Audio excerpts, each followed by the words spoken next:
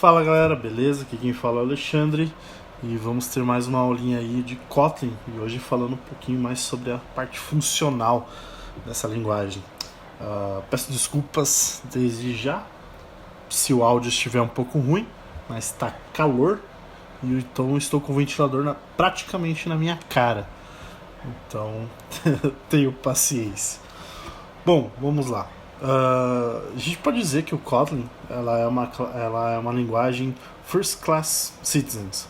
O que isso significa? Que a gente consegue declarar funções, como a gente já viu nas outras aulas, e atribuir essas funções dentro de variáveis, de propriedades. E o que a gente ganha com isso? A gente ganha o conceito, né, de High Order Functions, trabalhar com High Order Functions. Para quem não está familiarizado com esse tipo de conceito funcional, High Order Functions basicamente é uma função que pode ou não receber outra função como parâmetro e ou retornar uma função como na declaração do seu body. Então, High Order Function é basicamente isso. Bom, mas vamos codar, né, para entender mais um pouquinho. Vou criar aqui um main. Como que eu faço para criar uma High Order Function dentro, né, do Kotlin, né? Digamos que a gente tem aqui uma function operation, por exemplo, que ele recebe dois inteiros, x e y que são inteiros, e recebe uma função como parâmetro, que aqui eu vou chamar de operation, do operador. Para me declarar ela, o que eu preciso? Eu preciso dizer como que é o contrato dessa função, o que eu estou esperando, né? Então, por exemplo, digamos que eu estou esperando uma função que também espera dois inteiros e que retorna um outro inteiro. Basicamente isso. E esse cara aqui também vai retornar um int para nós. Então aqui a gente pode dar um return op xy, por exemplo. Então o que a gente está fazendo aqui? Estou declarando uma operação, né, uma função operação que recebe dois inteiros xy e recebe uma operação, né, que recebe dois parâmetros e retorna um inteiro para a gente. Então basicamente, né, estou falando, dependendo dessa operação aqui, passa esse x e passa esse y para dentro dela e retorna o inteiro que vai retornar dessa função e beleza, e é isso que a gente quer. Então, digamos agora que eu tenho lá uma função de soma, por exemplo, que eu também tenho um x que é um inteiro, um y que é um inteiro, né, e que vai retornar um xy pra gente. Então aqui eu estou usando uma expressão, né, então eu não preciso declarar o return, como a gente viu nas outras aulas. Beleza, então agora eu posso passar esse sum para dentro da nossa operation. Como? Só sinalizando ela. Então, por exemplo, se eu quero somar 2 mais 2, eu posso dar 2 pontos e chamar o sum aqui. Então, automaticamente ele vai fazer essa função aqui pra gente. Vamos ver se vai dar certo. Print alien.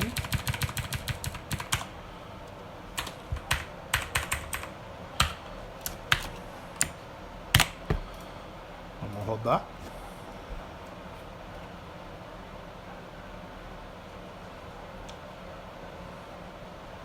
E tá lá, somou 2 mais 2 igual a 4. Então, isso aqui, resumidamente, é uma High Order Function. E com o decorrer do curso a gente vai ver o porquê que é muito importante isso dentro do Kotlin. Junto com os High Order Functions, outro conceito bastante utilizado nas linguagens funcionais são os lambdas, né? O que é um lambda? O lambda é uma função que você não precisa declarar o header dela.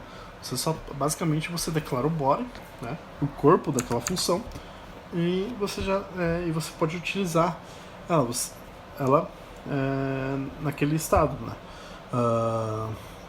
E no Kotlin você consegue fazer isso através da sintaxe utilizando abre e fecha chaves, né? Vamos rodar aqui um pouquinho. Digamos que eu tenho operation, eu quero fazer a mesma soma, 2 mais 2, e eu quero fazer aquela função sum que a gente fez antes, só que como lambda, né? Como eu falei, a gente abre e fecha chaves aqui. Então aqui ele está esperando um operator inteiro com duas variáveis, dois parâmetros de entrada, dois inteiros, então eu posso colocar x e y aqui e falar que esse cara aqui retorna x mais y, por exemplo. Vamos ver se vai funcionar. Vou colocar um outro número aqui, 3 mais 3, 3 mais 6, por exemplo. Tá aqui, rodou 9. Então a gente declarou a mesma função do sum, apenas através de um lambda, né? Então a gente vai ver no decorrer o quanto que isso pode ajudar a gente dentro do Kotlin. Ele está falando aqui que um argumento lambda pode ser movido para fora dos parênteses, né? Vamos entender aqui um pouquinho o que é isso, fazendo uma outra operação aqui. Vamos chamar aqui de nary operation, por exemplo. Aqui é que recebe um x, uma operation que também recebe um valor e recebe outro valor. Esse cara aqui vai retornar o próprio op desse x, beleza? E dentro do cenário option, digamos que eu quero fazer, por exemplo, o xvx, por exemplo. Eu quero que retorne o quadrado. Beleza. Aqui o que eu quero mostrar para vocês é que quando o lambda, uma expressão lambda, possui apenas um argumento, a gente não precisa declarar o nome o nome da variável aqui. A gente pode usar o próprio escopo local dela, que é o que? O próprio it. Quando a gente está escrevendo it, a gente está falando isso, né? Que seria idêntico ao this, por exemplo, né, do Java lá. A gente não precisa dizer que essa variável aqui do lambda expression se chame x, né? A gente pode identificar ela como o próprio it, né? Diferente daqui que tem dois parâmetros, aí sim eu tenho que nomear elas.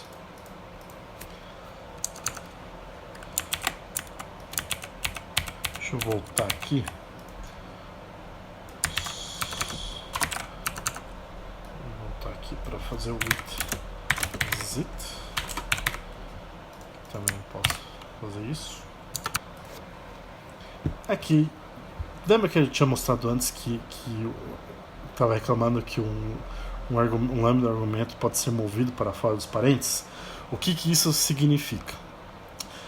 Quando dentro da minha high order function a última variável é uma função, a gente pode jogar esse cara para fora dos parênteses. Ou seja, o que isso significa? A gente pode fazer isso.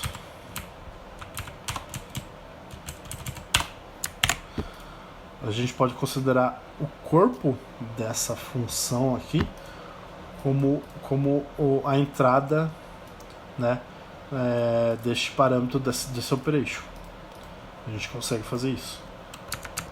Outra coisa interessante dentro das linguagens funcionais é a possibilidade de a gente fazer funções anônimas, anonymous functions, que é basicamente funções sem nome. A gente não precisar declarar nomes para ela. Como por exemplo aqui, para fazer isso, né, basta a gente dizer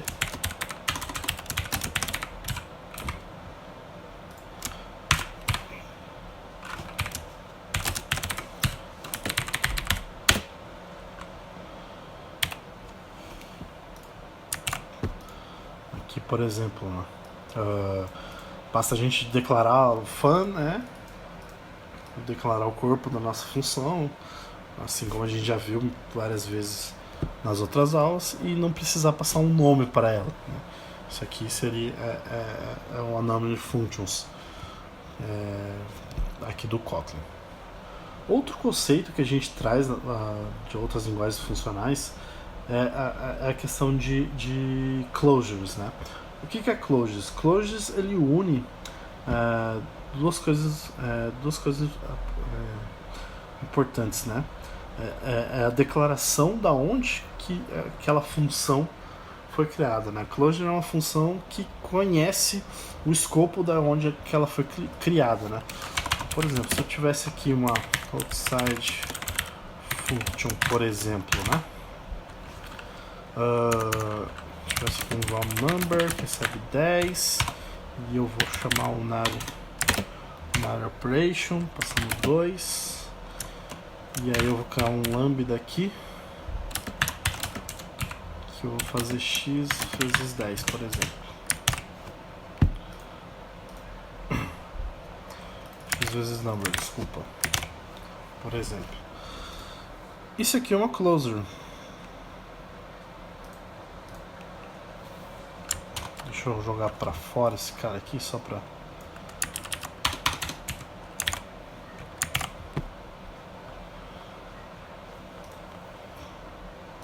Só pra exemplificar. Isso aqui é uma closure, por exemplo, né? Tipo, ó, a gente até vê se a gente passar o mouse em cima dessa variable number, ele diz aqui, ó, value captured in a closure. O que é closure? Aqui, tipo, eu tô definindo uma função, né, aqui dentro. Esse number, ela teoricamente não deveria saber, porque é uma variável do escopo de fora, né? Só que é dentro do escopo do outside function. Isso aqui não é uma variável global, por exemplo. Mas com a capacidade de você criar closures dentro em linguagens funcionais, a gente tem essa possibilidade de trabalhar com essa forma de função, né, com os closures. Beleza? Uma das maiores features, eu acredito, do Kotlin são as extensions functions. O que são esses extension functions? É a capacidade de vocês estender uma classe, um objeto, né, do Java ou do Kotlin, sem precisar, né, trabalhar com herança em cima dela. E eu acho isso sensacional. Por exemplo,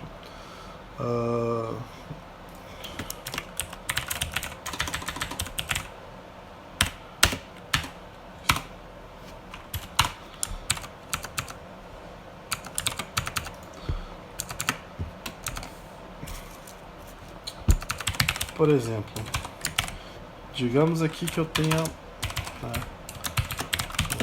hello, que é uma string, né? Hi. Isso que eu tenho aqui um hi, por exemplo.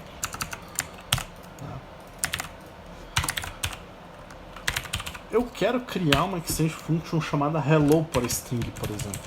Ó, note que aqui não tem nada, né? Não sugeriu nada pra gente. A gente pode simplesmente criar string ponto hello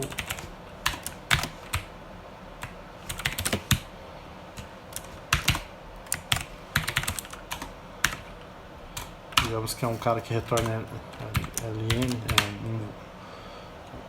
um n pra gente, e que digita, que dá um print ln de hello pra gente. Quando eu faço assim, string ponto e adiciono declaro uma função, o que eu estou fazendo aqui? Eu estou fazendo uma extension da classe string. A string, né, do Kotlin, né, a gente não tem um hello aqui, por exemplo. A gente não tem um hello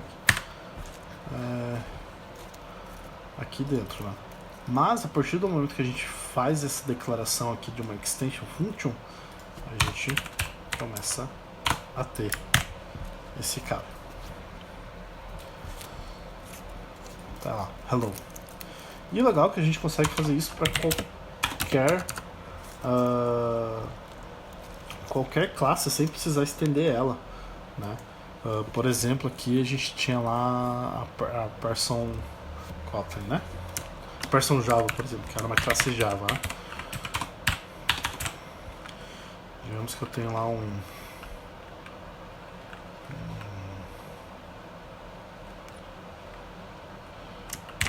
sei lá, jump.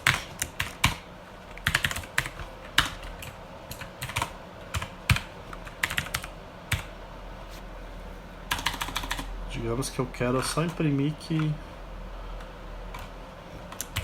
eu dei um jump. Então, por exemplo, ó, eu tenho acesso ao this, que é o próprio cara que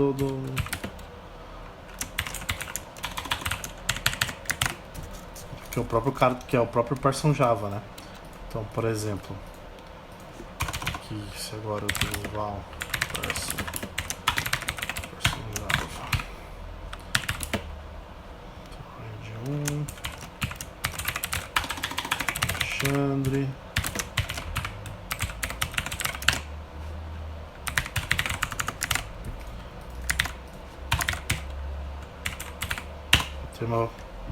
eu tenho a declaração do jump, sem precisar estender. Eu não preciso criar uma person Java jump, por exemplo, e adicionar um método jump e fazer todo um trabalho. Eu consigo, utilizando a extension functions, ter essa facilidade de estender a objetos sem precisar usar herança.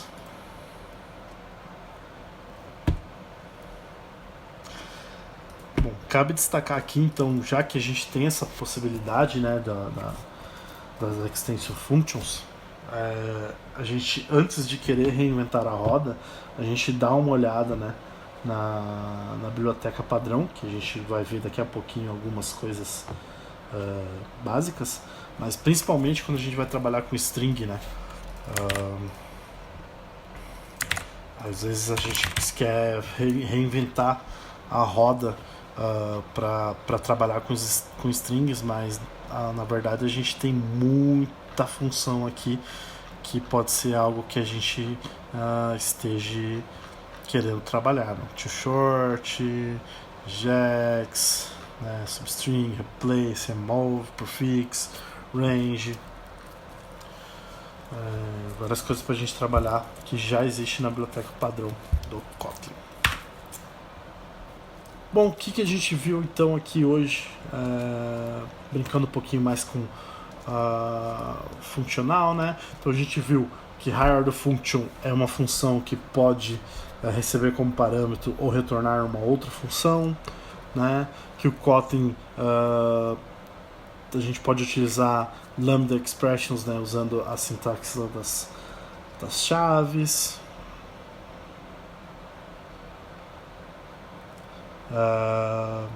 Também temos acesso a closures e que extensions functions provê, né, a funcionalidade de estender, né, uma classe sem precisar utilizar herança para ela.